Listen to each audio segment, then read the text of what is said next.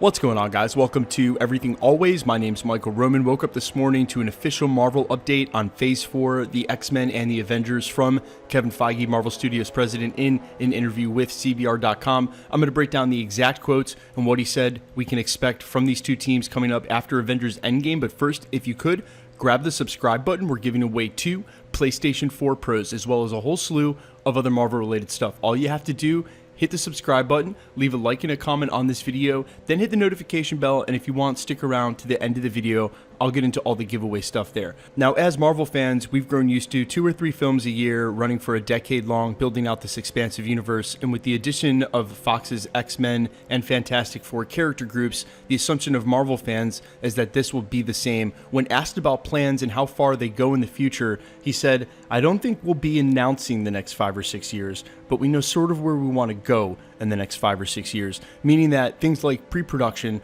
are still on the table. They're still gathering writers to write the scripts and possible directors, trying to figure out which characters they want to use first, a lot like they had to do with Avengers. But the thing is with Avengers, they had those first couple of years not under the gun to plan out who would come first and how they would do it. Now they've got to kind of make it up on the fly. Now, of course, when pressed about specifically those Fox and X-Men characters, he went on to say, "As we've been doing for years, we aren't going to announce anything Avengers Endgame or Spider-Man Far From Home until post-Endgame and Spider-Man Far From Home," meaning they don't want to take the shine off those movies by building hype for future projects. He then went on to say, "As you know as a fan, there's a tremendous amount of potential and a tremendous amount of additional characters and storylines and groups of characters, X-Men and Fantastic Four, that we're going to play with." And again, that's a testament to Marvel and the amount of storylines and characters and amazing runs that have been in the Marvel comics. And this is so awesome because he's just finally saying, nail on the head, we've got these characters, we're going to figure this out. And he went on to clarify a lot more as well. When asked specifically on whether we'd be seeing solo films or group films like we're used to in the first couple of phases,